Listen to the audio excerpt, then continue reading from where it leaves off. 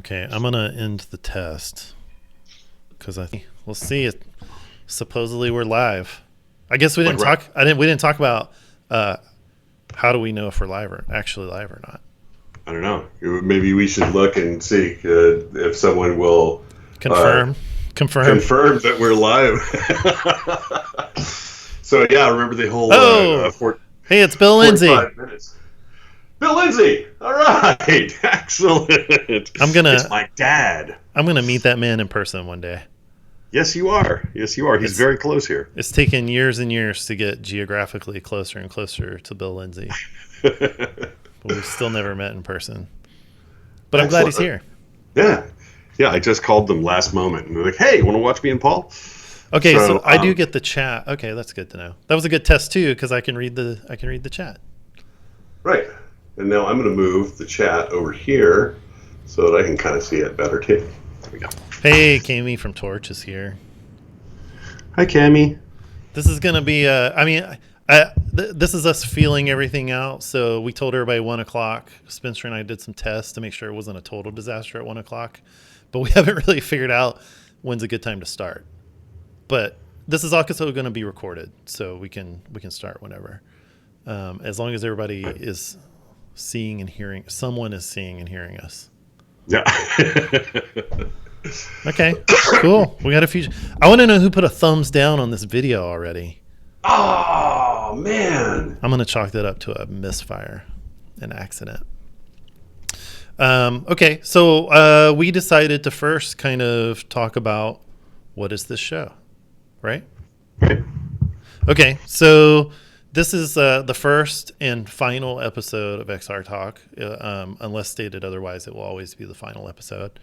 And the general premise is there's a lot of people interested in AR and VR. There's a lot of people that talk about AR and VR, but there's also a lot of people that don't know what they're talking about. And so I thought, this could be a place where we could talk nuts and bolts and talk about real, challenges and opportunities in the space, and kind of share our knowledge, but also help educate people and let people ask questions and not shame anyone for not knowing what they're talking about, but And maybe learn something from people who are coming in too, right? I mean, if anybody learns anything, that's a bonus from either direction.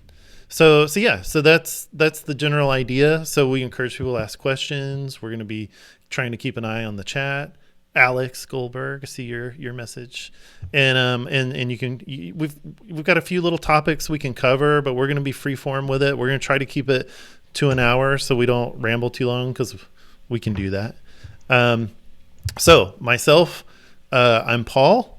I've been working in video games industry for a very long time. I started in commercial video games around '99. Got into other forms of software and app development. Got into augmented reality around 2012. Joined a secret augmented reality company working on glasses called Magic Leap. Was there for a few years, and then and left and moved to the Pacific Northwest. And my current role is as a co-founder at a company called Torch. Maybe go ahead, and, Spencer, you introduce yourself, and then we can talk about how we actually know each other. Yeah, so I'm Spencer Lindsay, and I've been an artist and kind of electronics geek since I was a little kid. Spent some time in the Navy as a technician. I got out of the Navy. I found out you could work on, you could build art with computers in the late 80s, early 90s. Started working for Atari as a 3D artist and worked on a bunch of arcade games. Then figured out that I could do that myself, or tried to. Failed miserably during 2001, and had to go to work down in San Diego at Rockstar. And so when I was living down in San Diego, I lived across the street from this guy who I got along with. His name was Paul, and That's me. That's you. And then we started geeking out. I moved back up to Santa Cruz and started my company, Lindsay Digital. We did a bunch of work for the Monterey Bay Aquarium and for other companies. Met Graham Devine and Anne-Marie Harbour and Michelle and a bunch of other people, Liam, guy that I'm working with right now. We went and worked for that secret company for a little while. And then I decided that it was time to move to the Pacific Northwest, closer to Paul and to other friends that are here. Stalker. And yeah, kind of. And also had a bunch of clients up here. So now I'm in the Pacific Northwest with Paul, and we're doing this thing today. Yeah, we've done other things. So like over the past, I would say 10 years, we've built a bunch of stuff together as consultants, freelancers, side projects. I'm the engineer code person, and Spencer's the artist, technical artist person. So we've done a lot of crazy stuff. And we will not do this big long intro for every episode. We'll probably just say, if you want to know more about us, you should watch episode 1 next time. If there is a next time. But this is the final. This is the final. This is the final episode, right? Okay. Given our background and how hands-on we are and how much we're in this space, like we're pretty much focused exclusively right now. I mean, most of my time is focused on augmented reality, and I'm always been interested in VR, I think that's kind of the same is true with you. And so for us, our biggest interest is in this market and like when the creating stuff for this crazy new thing, and when are people like, when's it going to take off? When, like, we've seen so much cool stuff, but how do people work in it, and how do we so I think one of the things that's brought both Paul and I into this into doing this is that we've seen in the past the kind of pass the bong conversations that are absolutely valid and awesome and fun to do, but also can waste time and get really bogged down. But what if we could do, and then we could do this, and people's imaginations when they hear about XR, VR, AR, whatever, they think about movies. And then they think about what they'd like to do, and then they come up with these ideas, which are valid ideas in some cases, and in other cases completely undoable. And so we're here to help kind of bring reality into the smoke-filled room. And we're the wet blankets. We're the wet blanket. This should be called Wet Blanket AR or whatever. Yeah.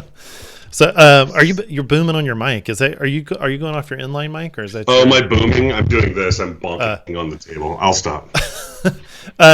Yeah. No, actually, that's a great segue. So, like, I think about this a lot, which is we're in this very interesting time for a new computing paradigm to happen, because when desktop computing came around, we were coming from mainframes. When mobile, which took a long time to come around, came around, we were used to desktop. And what's interesting about both AR and VR is we're bringing a lot of expectation to what is like a new computing platform. Has got to blow my socks off. It's got to do everything I want it to do. And it better be product quality and like cheap, and everybody should be able to have access to it, because we've seen it happen now a few times, and we have this expectation. But back to your point, the truth is like a very reasonable AR idea, like even a simple one. Like I'll give you one that would make somebody that builds this stuff eyes roll, which is, I've got a character sitting on my desk, and when people walk in the room, they can also interact with the character, and we can actually play with it amongst ourselves, or I can leave and I can come back. That sounds totally, why not? You got a game engine that can render the character. You've got some sort of device that can display it and do the input. Why is that so hard? And it's so hard. Right. and it's a compound problem. It's not only the technology problems are difficult. The creation workflow is difficult, but then you've got, what platform is this running on? What hardware is this running on? And so like what are the capabilities of that hardware, right? Can you actually make a 3D environment of collision surfaces, or is it just planes? Why can't I just do that? Why doesn't that just work? Right, right. So I think that's I think that's really gets to the heart of like what I hope we can do is help people see where the challenges and opportunities are and navigate, like how does somebody do this stuff? How could I build that? And we could actually talk through that. And it's not going to be easy, and it's definitely not something that your average one person could do that could build it to a product consumer grade quality and distribute it to hundreds of millions of people, which is what everybody wants like right now today, because we're competing against these existing platforms, these screen-based platforms. Right. I've got a client right now who's having a hard time getting the AR planes to show up on his phone. Yeah, the tracking, and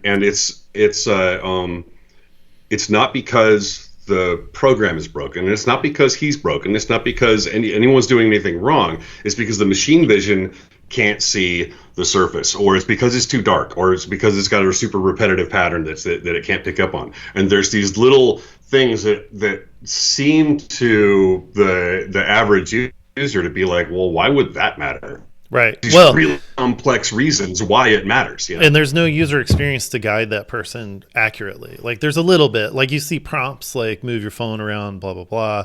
You might be able to detect if it's too dark. But like, again, it's so hard to build this stuff at all. To add in those touches just piles on to the work, And then the other part of it is like, I can get a plane on a really crappy environment because I am so trained, because we iterate constantly on mobile phone AR, and like to be able to, and by the way, let's talk about some practical stuff. My little tricks is when I hold the phone, you need to move it, not just rotate it. And I tend to zoom in and out. Like I do a little bit of this, and then I also tilt it forward and back, because you got to remember the phone's looking at both the camera and the positioning sensors, so it's also watching whether it's doing this. Right. Yeah. So the more data you can give it, the faster it can kind of resolve. And but like, how do you explain that to every, like every consumer? So like that's a even just so building the experience is hard, getting the consumer into the experience is hard. I think these will all be solved, and there's realistic, practical ways. So this is like the type of stuff I was saying we could talk about, because, that's typical, that problem of being able to find planes and get the phone to what we call localize, like figure out where it is in the world. Right. It's trying to get an accurate representation of like some sort of known reference point, right? And they tend to look for surfaces and horizontal, vertical surfaces, and that gets you one step closer to this detecting the environment and reconstructing the environment. You could short circuit all of that, which is what I know WebAR does, the eighth wall version of WebAR, and I'm pretty sure the social platforms too, because for them, getting into the experience as fast as possible is more important than accuracy of detecting every plane in the room. So what they do is they actually, I think eighth wall can capture a reference point off the first camera frame, and it just says, I'm going to look for anything that looks like a horizontal surface. I'm going to call that the ground. Let's go. And it's great for quickly, like, so then, your client. Well, it's great when it works. It works. It works well enough, but it falls down depending upon the experience. So like, depending on the experience your client's trying, if your client's just trying to see something in the room, finding the first tabletop and assuming that's the quote unquote floor is fine. If he's wanting a character to interact with the room, or wanting content to accurately, cast shadows or do anything, that's going to fall down. But, keeping in mind the social platforms and the WebAR channels don't tend to have that even that complex of a thing. It's a lot of face filters and just sticking something in front of you. It doesn't need to be too complicated. Okay, I got a question for you. Yeah.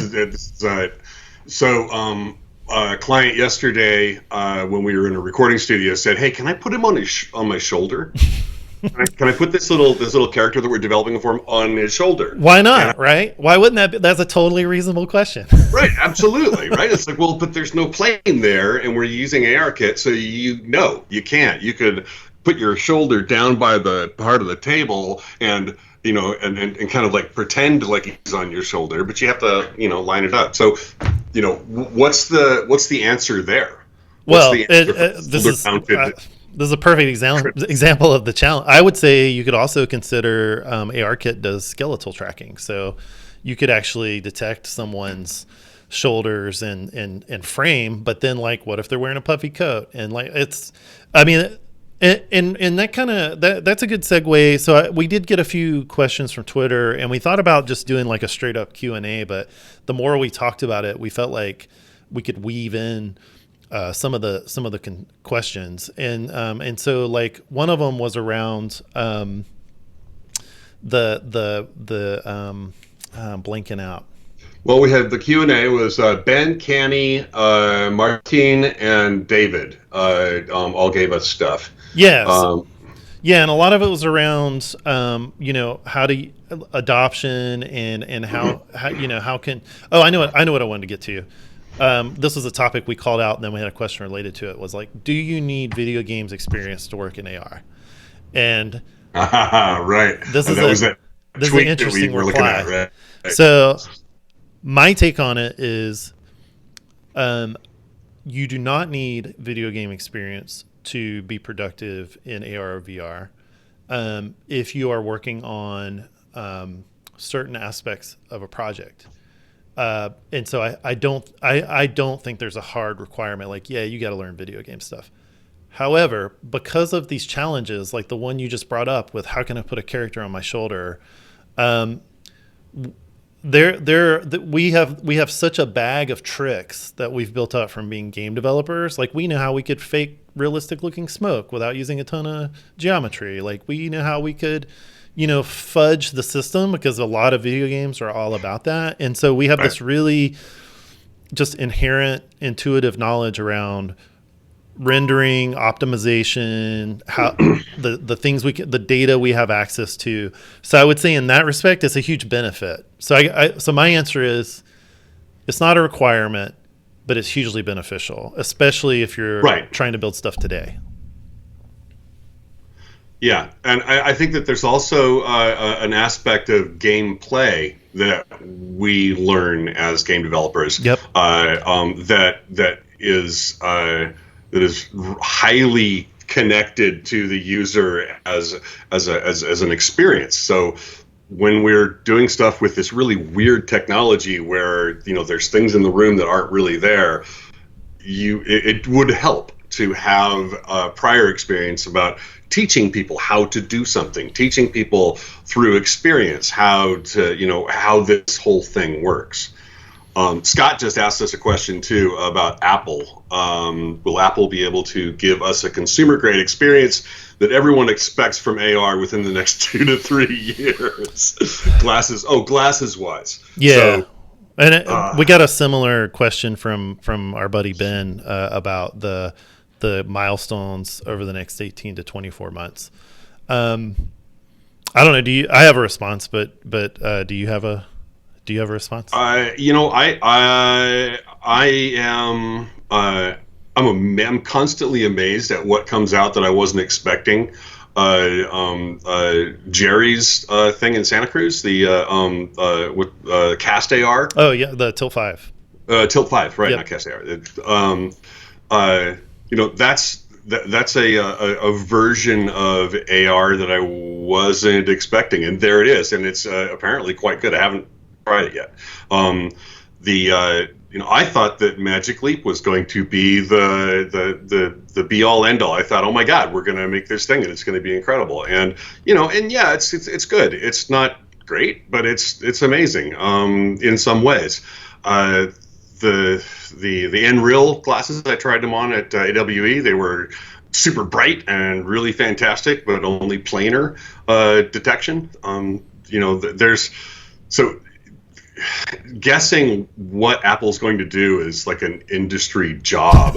Right. Well, I think the bigger What's your take? point is, and because I get this a lot too, and I hear a lot of sentiment around all the current flavors of AR suck, and it's not going to be good until there's glasses, and I'm going to wait for there to be glasses. And I think that just ties into what I was saying earlier around the hurdles and challenges, and both technically and product wise. Our expectations are so jaded. And I think what's interesting about this industry and in this space, like you said, we've got a lot of jaded opinions because of science fiction and media. And so, like, it's like, make it like Minority Report, Paul. well, not only that, but like it's like people just won't even accept that there's just going to be this really long integration, like this really long transition, and like not only for the hardware itself to get to the point where people want to. My take on Magic Leap is like it's a great combination of capabilities, and like it really is currently the closest thing to what a lot of people expect in terms of what it can do, how it looks, and the price point, aside from that. And so like it reminded me of, I did a presentation at I did a AWE presentation at Unity in San Francisco one week last year, and there was somebody from the Google AR team in the crowd, and they asked us, what capabilities do you need us to roll out in mobile phone AR? That like his question was framed in such a way to say, what else do you need to really like show, like dazzle us, like take this to the next, like what's holding you back? And my gut reaction, I just answered off the cuff, was like, I don't think we're using the stuff you've given us already. Like the capabilities of ARKit are really great, right? There's dynamic environment mapping. There's scene reconstruction to some degree. There's shared experiences. There's some notion of spatial anchoring. And by the way, we can, if people want to ask what any of those things mean, we're happy to explain. But it's very capable, right? It's doing light estimation. A part of it is you can't build one experience that does all that stuff because you'll just kill the battery of a phone. And I think that's another thing people don't think about. But right. It's also just damn hard to make something cool that uses that stuff in a valuable way. Like there's plenty of demos and toy experiences, but like we've got to iterate. We got to pull back the expectations a little bit. So I don't think I know that's a big common opinion, conventional wisdom that we got to have glasses for this whole thing. I don't think glasses happen until we show what we can do without them. Right. Computers are now aware of our physical space and our physical body. We can present digital information in the physical environment that's contextually aware. We don't need glasses to do that. Yes, glasses would be so cool. And like there's no denying it. But to me, it almost sounds like it's like we're looking at, I wouldn't want to say the Model T because that's probably cliche, but it'd be like looking at a car in the 50s, like when they started finally moving over to V8s, and these things became something you could actually drive cross country. And it'd be like somebody going, I'm going to wait till they fly. I'm not really going to, I need to be able to carry 10 people. It needs to be able to fly. Right. Why are we putting liquid fuel in these things? There's another part to this too, that I think that what you said at the AWE thing to the Google folks about not using all of the pieces already, and the fact that using all the pieces will smoke your phone in 15 minutes, and it doesn't guarantee a good experience either. Right. So one of the things that I was really adamant about when we were at Magic Leap was instead of building a completely fleshed out environment with all these beautiful characters and all these millions of bones and polygons and physics and stuff like that, let's make a cube that sits on the table, throws a shadow, predictably on a table or on the chair or wherever, and then you can knock it off the table and it will fall to the floor and bounce. Like, let's just make that. How do you knock it off? You knock it off with your finger, or do you do it with a controller? There's all these things that have to go into just having a cube sit on the table and knock it off so it hits on the floor. Let's get to that place first, and we can do that now with ARKit and I guess we can't really do that with ARKit. We can do some of that with ARKit. I think you could. So like what you're with saying. Hand tracking? Well, I mean, sure. I mean that's why I say, or you figure out you tune the experience to what is possible. That's why I say it's a product challenge. When I say product, I also mean experience, and so it's not only a technology challenge. Obviously, we could, there's plenty of blogs and stuff that talk about the challenges of the optics side and battery and wearable stuff and fashion and all. Those are all hurdles. But we just got to get good at making product in AR, and then that brings up my other thought. I think there's way too much expectation on a AR app that is fully it is only I think there's going to be little pieces of AR show up in apps we already use or apps that aren't just like an AR app, So the Skydio drone that will follow you around and yeah. So I was looking at their interface on their phone. They have this great little mobile app. Not that I just watched videos online because I'm a nerd, but the great little mobile app that shows you the live feed from the camera of the drone or quadcopter, and it shows you who it's tracking by just putting this really simple little hula hoop around the person's waist. Around like I've seen that. Yeah. But it occludes, right? It actually, it's a little virtual marker on a real person on a video feed, and it properly, when the little lead hoop goes around the back of the person, it occludes. You don't see it, right? And then it comes back around. It gives you a real because the Skydio has depth cameras, right? It's using the information it knows about the world to render something very useful and helpful in a really cool way. Like your alternative would be some sort of on-screen marker things. It's one of those technology things that gets out of your way and you don't even really recognize that it's really cool and technologically advanced, but it's just there. It's simple. That's the kind of stuff that we need to focus on, is how do we use this stuff so that it doesn't it's not like, wow, look, fireworks, lens flare, it's Well, you got to do all of it, right? I mean, there's got to be people saying what's only possible in AR, but then I really you wouldn't think of Skydio as an AR company. I think Skydio is an AR company. They've got a camera flying in space, running computer vision, and then they're taking the data and the video or the understanding of the world, and they're using that to augment what's really happening. Do you know if they're keeping the depth data? If they're I don't know. So we get them connected with Ubiquity 6 and Actually, that's a good set. I was going to say we're about 30 minutes in. So but I want to acknowledge the group. Scott, we kind of didn't answer your Apple question. I think consumer grade experience is a really good qualifier. Just to remind everyone, the question was, will Apple be able to give us a consumer grade experience that everyone expects from AR within the next 2 to 3 years, in particular with glasses? And so glasses, I'm a big fan. I think they will come. I think Spencer and I could both say we've seen some cool stuff that convinces us that this will eventually happen. I can see how some people would say it take 3 years. I can see why some people say it'll take 10 years. But in general, my take on it is we've worked with that class of hardware enough to know that there's an awful lot we need to do with what's possible with all that hardware that's out there now, mostly talking about mobile phones and tablets, that knowledge does not go away when glasses happen. And I get that people are always, honestly, I think another piece of this is, and this will segue into the news type of stuff we wanted to talk about.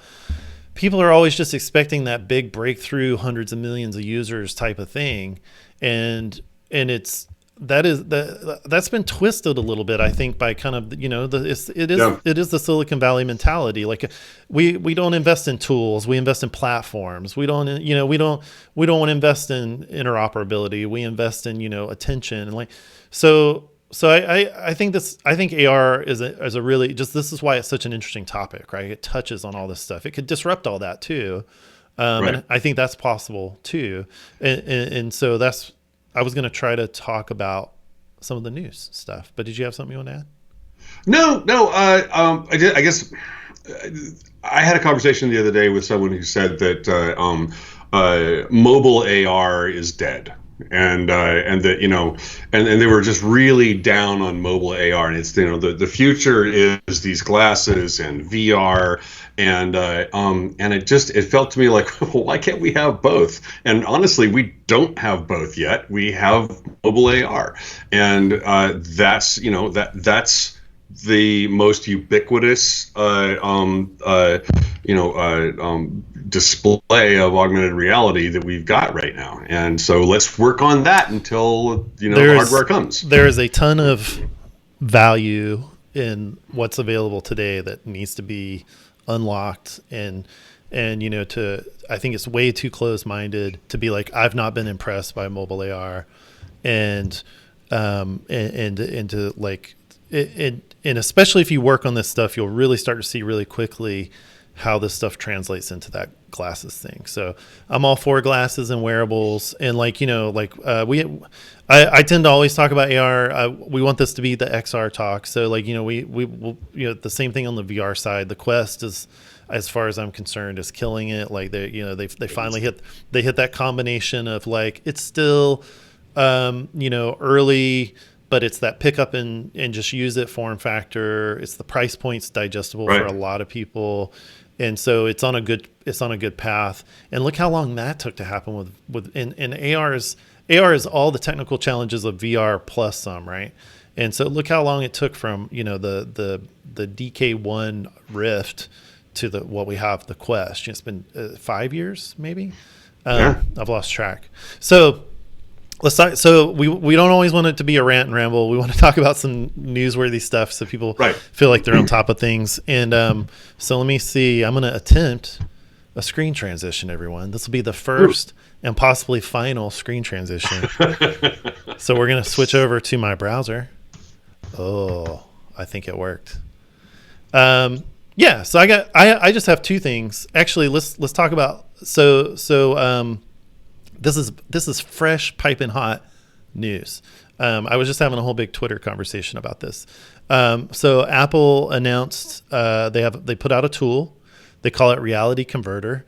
Our friend Alex on Twitter thought it meant that it actually converted his reality. He was really excited and then disappointed to find out it only converts. Let's call it what it is. It converts GLTF files to USDZ files. Yeah. Because that's for everyone that doesn't know. Or OBJ. To USDZ files. Right. To USDZ. Yeah. So so Apple came out with an authoring environment for AR. It's called Reality Composer. It's got a desktop component, a mobile component.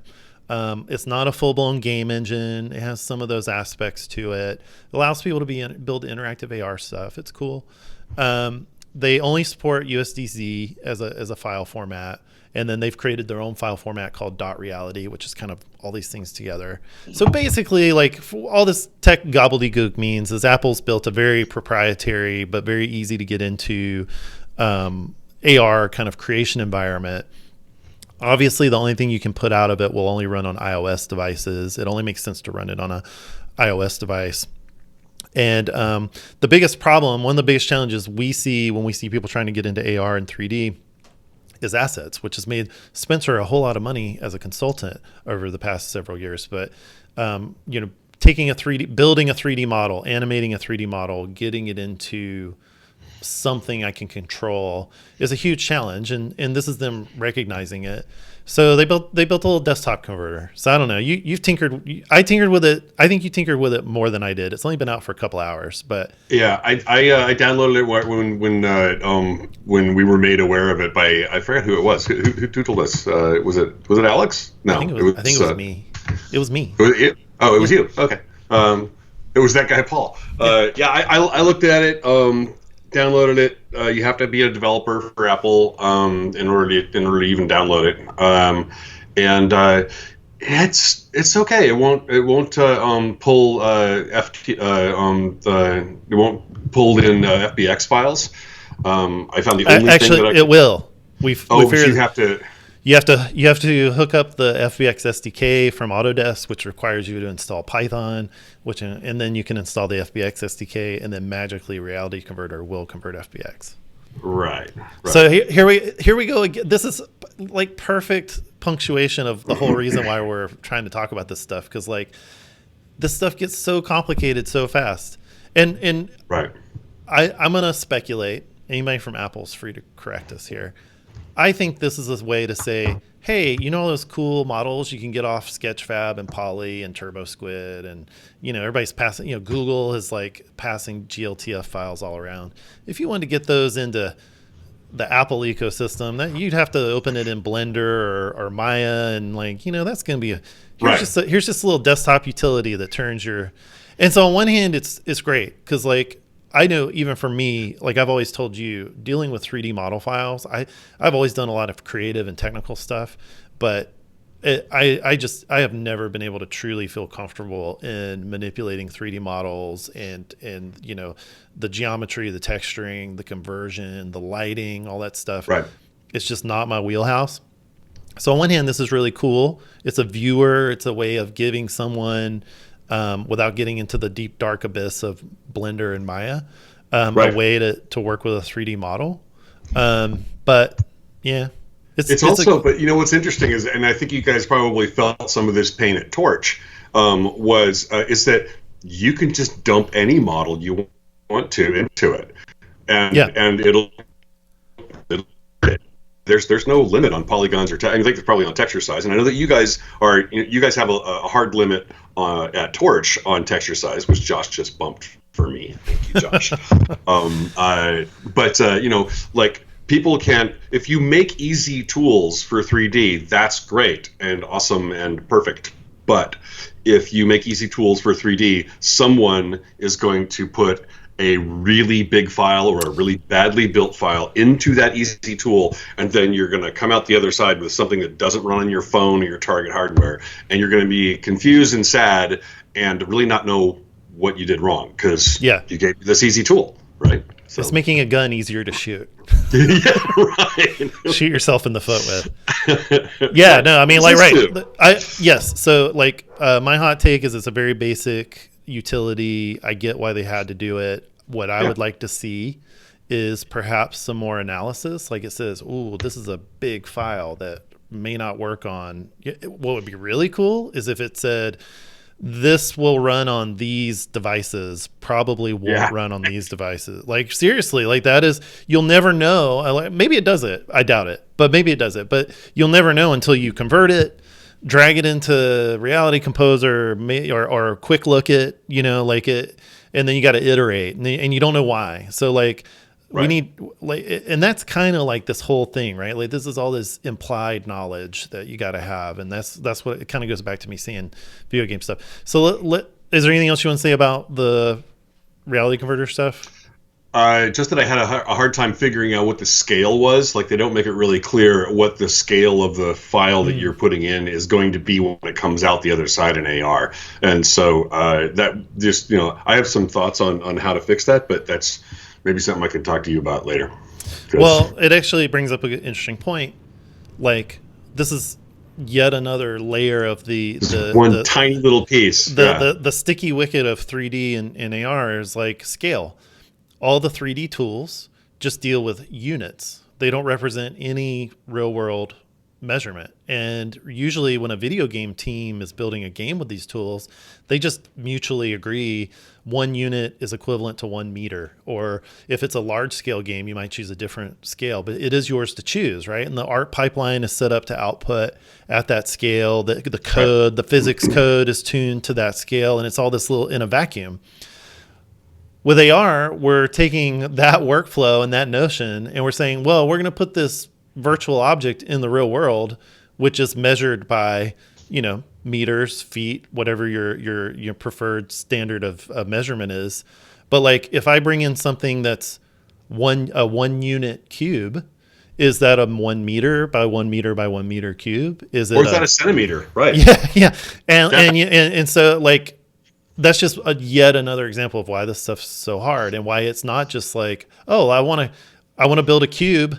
Like back to your thing, you're like, let's have an exercise where we make a cube interactive in AR. And it's like, well, is it a 1 meter cube? Did it come in? Right. Like we're already running into the problems. So Yeah.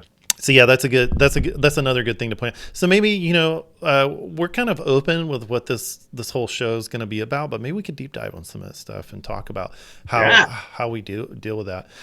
So like total also newsworthy, but kind of opposite end of the spectrum is Ubiquity 6. So they had an announcement this week. It came out Tuesday. That they're launching, the headline is a studio editor built for the real world. And the reason why I wanted to bring this up is because it's more acknowledgement that creating this stuff is difficult, and there's always room for an alternative way to put something together. What's interesting about Ubiquity 6, I find several things interesting about Ubiquity 6. One is they currently have a product out called Displayland, which allows you to capture or scan a real world environment. And it allows you to share it. It doesn't build the mesh on device. So you have to kind of do this capture your environment. They process it and give you the 3D version back. And Spencer, I know you've used this a lot more than I mean, I've used it quite a bit, but you've really put it through its paces. But ultimately, it's amazing, actually.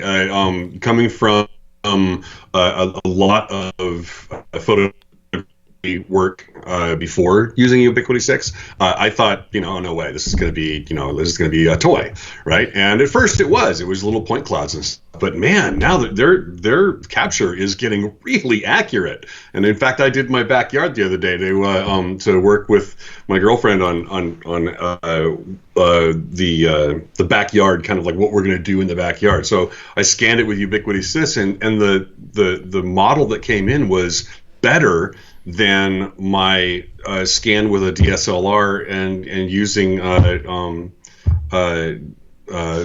Mesh Lab.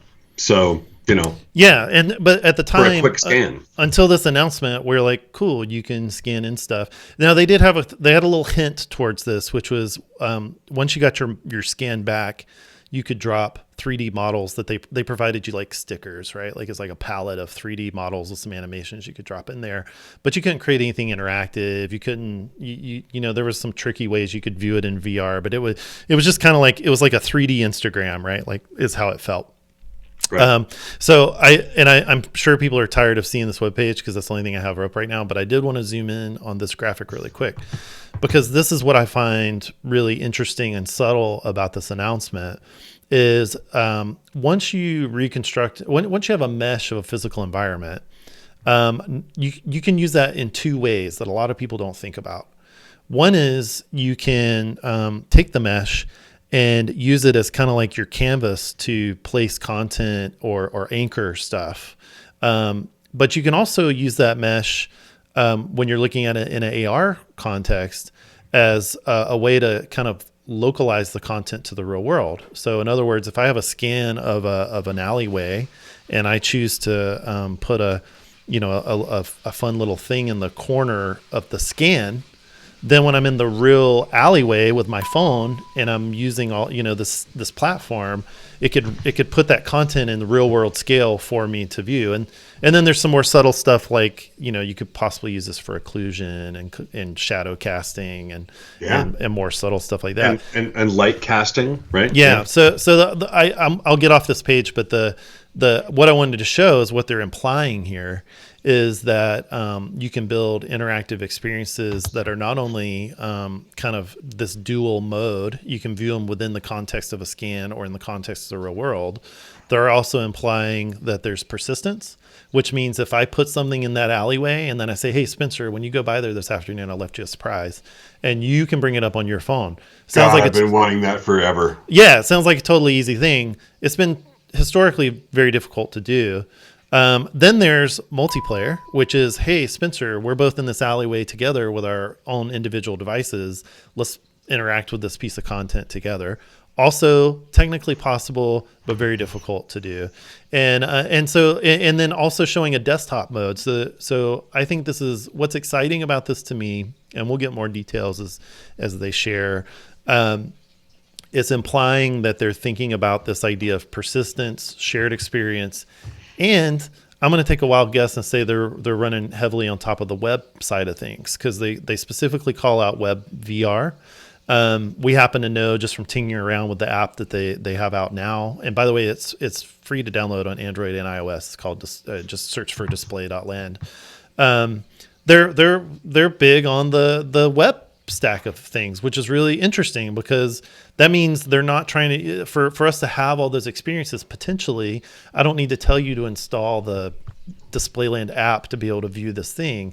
I also don't have to worry about if you're on a specific version of an operating system or even a specific device. So to me, that was why I wanted to bring it up, because to me, that's one of those things where we have all this background knowledge, and what's implied in just this graphic is pretty big. But if you would have just read this article, which I'm sure a lot of people did, and they're like, oh, cool. Or just look at the GIF file, right? You're just like, oh, cool. It's another browser-based 3D editor.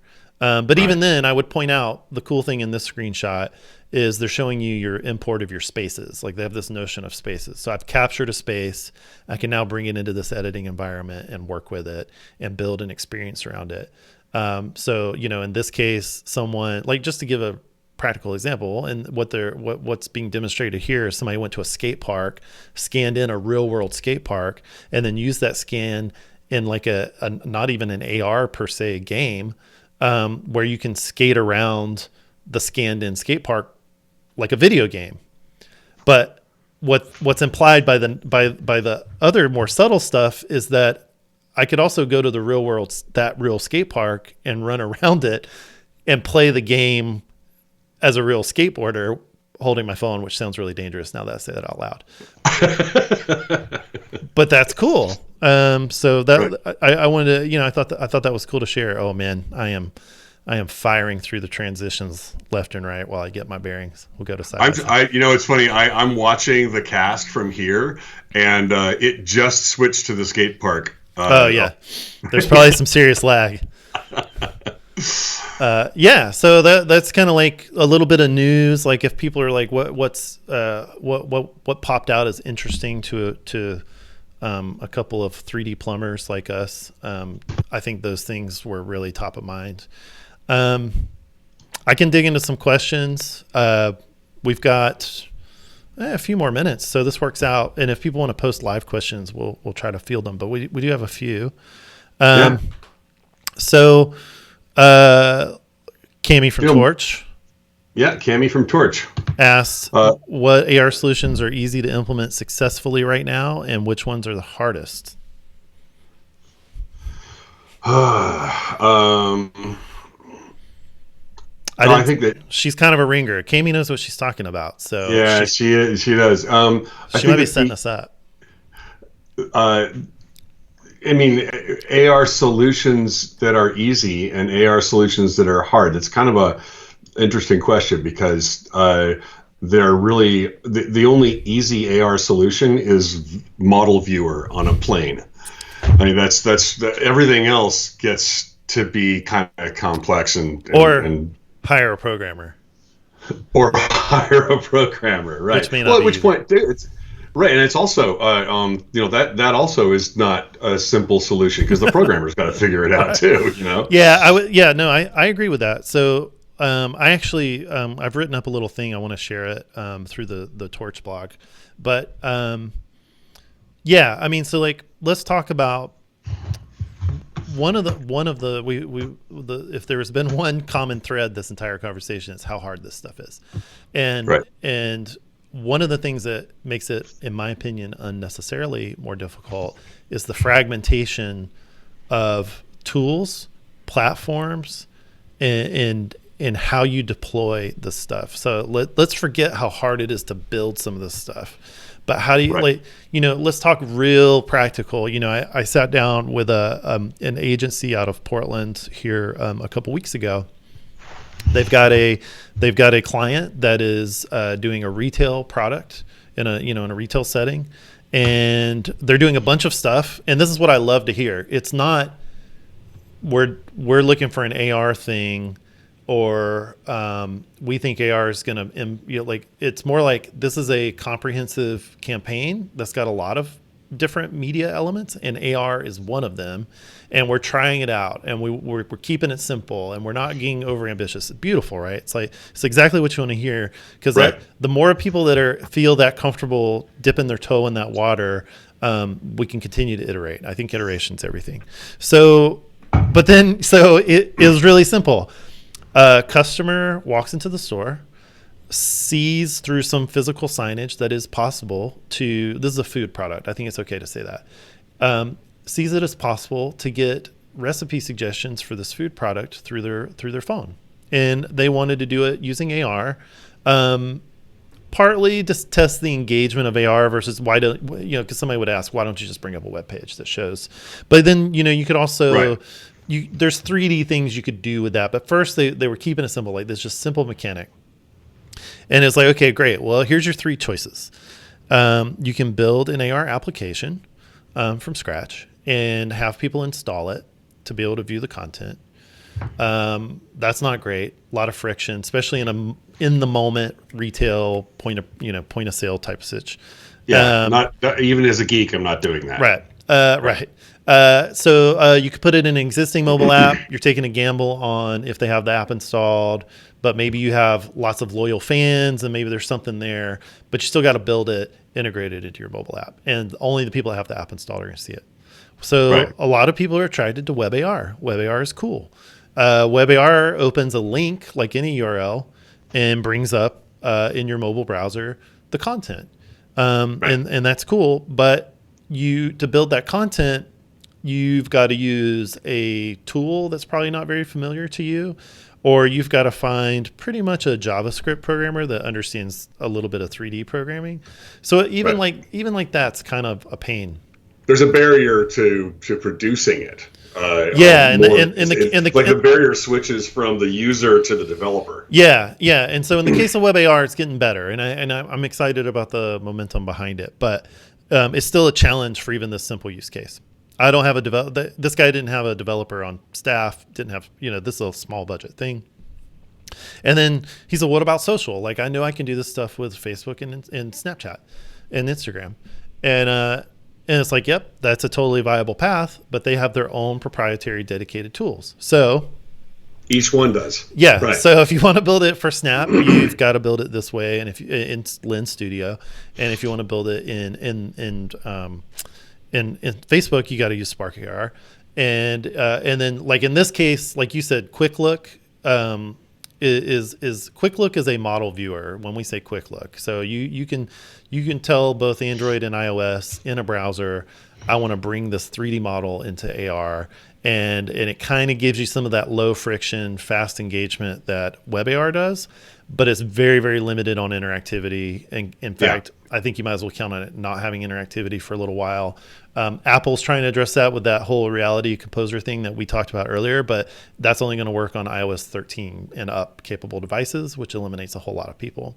So yeah, just like, and like every time I brought up another, like he was like, well, what about and I'm like, yep, you can do it, but this I was slowly killing him. It was just like, oh, why isn't this just? I want to do a simple thing. I think another question that you and I both asked our clients before is, why do you need to do this in AR?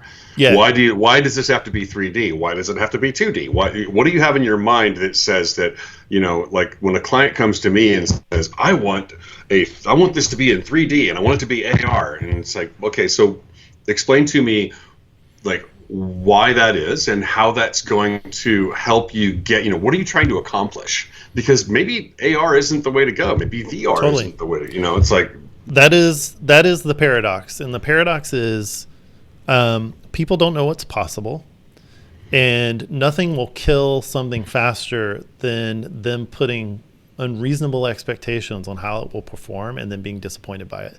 Because then now you have like, let's take these brave souls that have a little bit of budget and curiosity, and they want to try these things, and then it doesn't do anything. And then, then all you'll hear from them for a while until glasses come out is, well, we tried AR, it didn't really do anything. And it's like, well, that's kind of like saying, we tried VR back in the 90s and it wasn't very good. So, Well, right. And so that's up to us. And again, it kind of, this is a great kind of tie back into the whole reason why we wanted to kind of broadcast this conversation and invite people to it, because I think collectively we all know little interesting tids and bits that, and if we help like show people like this is good AR, and it's okay to say that AR is not the solution for everything, and same with VR, and actually maybe we should have a whole episode around this, but when comparing between the two, there's going to be things that are amazing in VR and awful in AR and vice versa, and are not even possible. We've got this whippersnapper in the chat. Bill Lindsay is asking. My dad, the molecular biologist. You should ask it, or you should read it. This technology be used to generate models of cellular chemical reactions and synthesis that would be valuable in teaching cellular biology and chemistry. Has this already been done? And Dad, this Bill Lindsay is the questioner here, and the answer to that is absolutely. And it's already being done in VR, and I know that we messed around with a brain scan and a live model at Magic Leap. So using this for medical, using it for science instruction, absolutely. In fact, that's a great start for a lot of this stuff. There's a company called Z Space that I used to work with, and they do a lot of educational stuff that is kind of an AR ish kind of a monitor table thing, but around and they're in 3D, and so yes, answer is absolutely, and it's being done right now. Yeah, and actually I'm going to share. Hold on, folks. We're going to do one more screen transition. Oh, here we go. Let's see if that works. I think, Bill, this might be what this is obviously an educational context, so I don't know if it would be good for like modeling actual synthesis. I'd imagine that's a pretty complex thing, but this is kind of an interesting AR take on chemistry and trying to, you get your two hydrogen and you get them closer and they bind. And then once you have your H2O card, which it turned into magically, you can take a look at that. And then obviously it knows that it's water. And so that's one example of like educational. I don't know how functional that would be or how useful it'd be. I've transitioned away. That was the final transition of XR talk. Well, lucky for me, I'm lagging by about 35 or 40 seconds. So, I should have. Yeah, I should have sent you the link.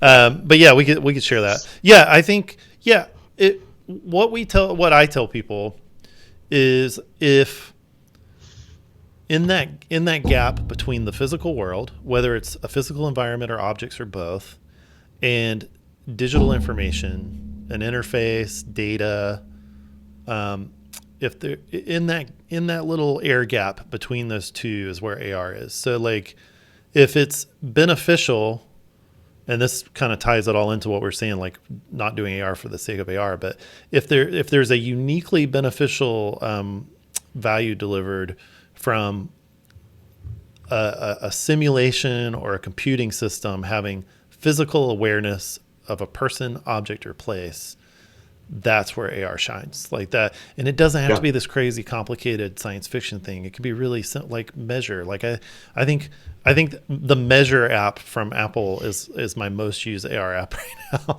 And, we got to think like that. Like how do we blow people's socks off and build hundreds of millions of daily active users platform? How do we show people what's possible and get them excited about it, and then they'll tell us, like, then we'll And figure it out. and like we were talking about with the Skydio thing, how do you sneak it around and make it even invisible? Just make it a useful app like the Measure app. And people aren't thinking that that's AR. They're like, oh, it's just this useful app where I can point and I can measure, but that's solidly using ARKit. And, so like, how do you sneak it in? And make something useful that's not trying to, lens flare and it's everything. just adding value. And I have come to find out we have an incredibly smart audience that actually answered Bill's question better than we did. And so that's great. Thank you, Emily. Yeah. And my daughter Kaya. Apparently, this is Spencer's family day. And we're actually at an hour right now. But Kaya's asking, how can AR VR be applied to the outdoor industry? Example: climbing, hiking, snowboarding, surfing. And I think Paul, you guys, I've worked on that a little bit. Built a little demo. Yeah. So, and by the way, if my daughter shows up in the chat, this is gonna be a real. Show. I'm not aware that you have one. Me neither. So back to this idea. So climbing in particular, the use case, the most interesting use case there is around the biggest challenge. I did work on a project around this a little bit, kind of an R&D thing. The biggest challenge was climbers wanting to find their routes and not navigating to the actual face or the crag, but kind of mentally mapping the topo or the route to the face and being able to see all the different routes at once. And it seemed like a big challenge. And actually the more specific challenge is, how do I even start the route? Like once I get on the route, I'm not going to be holding anything anyway, any kind of like guide or anything. So for us, the opportunity for AR in the climbing context seemed to be helping someone not only visualize a route, but annotate a route while they're standing in front of it in the physical space. And so it's kind of taking the value delivered by a route map and then bringing the power of making that digital. So it can be community driven. People can annotate it. They can build their own routes. And then this idea that it's in the physical space where you need it. Right. So that was kind of like the interesting thing there. I think the other part is like another aspect of AR that I think is interesting for a lot of the outdoor industries is the sense of scale. Like, how do I visualize this equipment? How do I visualize, what I'm getting myself into? And so being able to see that in real world scale, which I would say is actually a big strength of VR. You really get a sense of distance and scale in VR. But again, we're not specific to AR. Just this idea of spatial computing. I know Spencer's hesitant about that term, but it's this idea. No, it's fine. Spatially aware computing. Spatial computing is great. It really is. It kind of really is what this whole thing is. It's not necessarily, it's just the buzzwords. We have so many damn buzzwords. Oh, we could do a whole, well, too bad this is our only episode, or we could do a whole episode on terminology and actually, to your point, you made this comment earlier, and I wanted to follow up on that. Yeah, when people stop calling it AR at all, or whatever acronym, like when people just say, no, that's an app. Like, to me, that was if you look at the big transition from mobile, like Apple obviously came into the market, did what they always do, came into a proven market and just killed it with their flavor of it and their version of it. Like, we've had applications, like Windows 1.0 had a notion of applications, but like for whatever combination of things happened, like the world just were like, we just call them apps. Like, we just have apps on our phone and it's just an app, and it's just a thing. And we don't talk about, what code was that written in and what database does it use? And right. And we don't call applications that run on this smartphone applications. Right. We call it an app. Yeah. It's not a smartphone application. It's because it's obviously. Kai was just mentioning that it would also be really good for search and rescue. Oh yeah. I don't know if anyone's actually there's a company in London that does fire training with VR that I follow. I'll find out for next time. But that would actually be kind of a cool little piece too, like search and rescue training kind of VR AR pieces for if we ever do this again. If we ever do it again. So in order for us to be able to do this again, we need to know that you people like to hear us ramble Right. live.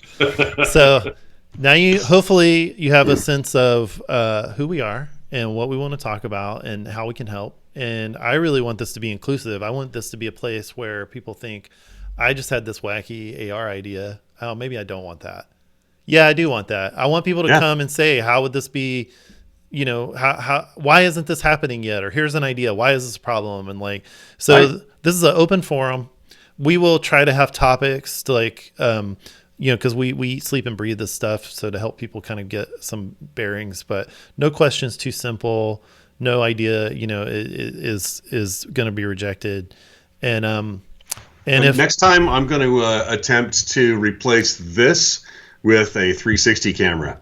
So we'll have a 360 Spencer, and maybe we can have a guest with me. Yes, actually, yes, that might be kind of cool. We definitely want to bring people on. This is not the two old white guys AR podcast. So we're gonna bring lots of people on with different backgrounds and different ideas. It maybe depends on the topic, or maybe we'll just bring on people that are fun to talk to. So you send us suggestions. You can post comments in the video. You can tweet. We're at XR Talk. Both of our individual Twitter tags have been up the entire time. Send us questions, and we don't know if we're going to do this weekly. We may never do it again. I'm in, man. I'm setting expectations. This is the first and final episode until we come back. This is the final episode. That's right. Yeah, this is the farewell episode. It'll be the farewell episode every episode. This is our farewell episode. Tune in next week for our farewell episode. Yeah. So we'll figure out the next date. The best way to know when we're coming is either to subscribe through YouTube or to just follow XR Talk. And we may, if we keep doing this, and we get a lot of joy out of it and everybody seems to like it, we'll also consider streaming to other platforms besides YouTube and things like that. So, and we might make like a mailing list for you. Our friend Anne-Marie suggested we start a Discord chat, which is something I was going to look into. So, it's good. Yep. Thanks everybody. I'm so excited people guys. watched and asked questions and helped answer questions. Yeah, that was fun. So we'll see you next time. Maybe, probably not, but maybe. Yeah, probably not. Okay.